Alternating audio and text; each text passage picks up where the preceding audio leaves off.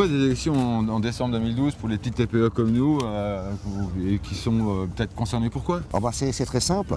Il y a eu une loi sur la représentativité qui est passée en 2008, qui avait été organisée par le MEDEF, la CGT et la CFDT. Force ouvrière a insisté que les salariés des petites structures de moins de 10 puissent s'exprimer et puissent avoir des représentants. Ça fait 40 et quelques années, quelques berges que je bosse.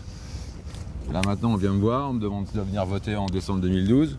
Pourquoi? Tu es dans une petite boîte. On sait très bien que dans une petite entreprise, si on vient vous démarcher à domicile, il y a le patron qui est là et qui va faire la gueule. Pour être en contact, c'est pas toujours évident. Sauf que là, il y a des élections professionnelles. C'est important pour vous. Vous êtes la plus grosse entreprise de France, que vous êtes concerné, même si vous ne vous rendez pas compte, parce que bien souvent vous êtes dans une entreprise familiale où le patron il fait un peu comme il veut et que vous avez quand même des droits.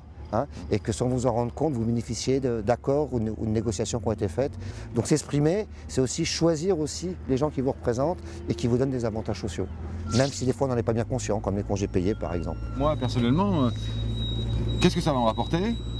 Qu'est-ce que ça va changer? Qu'est-ce que ça va te rapporter? Un exemple aujourd'hui, tu en bénéficies, c'est la prime d'ancienneté. Tous les métallos en bénéficient. Sur les grosses sociétés, mais sur les petites TPE comme nous, vous avez une prime d'ancienneté. Et cette prime d'ancienneté-là, c'est grâce à la négociation, à la convention collective dont tu dépends. Et les petites entreprises, vous en bénéficiez par exemple.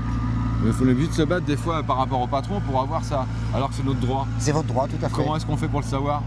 Justement, il y a des syndicats qui sont là. Au quotidien, on défend tes droits au travers de la négociation collective et puis au travers des accords nationaux qui existent. Ne serait-ce que peut-être demain sur la pénibilité, tu as entendu parler à la télé. Tu es concerné et les syndicats sont là pour te représenter. Pourquoi Force ouvrière? Quelle est la différence par rapport aux autres? Force ouvrière, on négocie, on revendique et on obtient des avancées pour qu'il y ait un plus pour le salarié en permanence. Moi j'étais en contact avec l'amiante par exemple, de par mon métier. Comment vous allez pouvoir me défendre par rapport à ça? Parce que dans les petites TPE, ils s'en balancent complètement. Si jamais t'es pas content, tu te casses. Il y a une chose qui est très simple, si tu es concerné par l'amiante, il y a une procédure, c'est une maladie qui est reconnue professionnelle. Écoute, il faudrait qu'on se mette autour d'une table, qu'on fasse ta carrière, et pour en faire un dossier en justice, pour que tu sois dédommagé. Il y a des aides qui sont faites, et puis on ira peut-être au prud'homme. Parce que tu travailles dans une petite boîte, tu es un peu seul, effectivement. Donc les syndicats, on sert à ça, à regrouper tous les isolés. Ah, c'est sur les grosses boîtes? Mais ils sont structurés, les grosses boîtes, ils ont des syndicats qui sont permanents. TPE comme nous, vous êtes isolés, et justement, sur un dossier comme l'amiante, on va faire un dossier avec nos juristes, et puis on ira au prud'homme pour compenser et dédommager ce que tu as vécu, ce que tu as subi.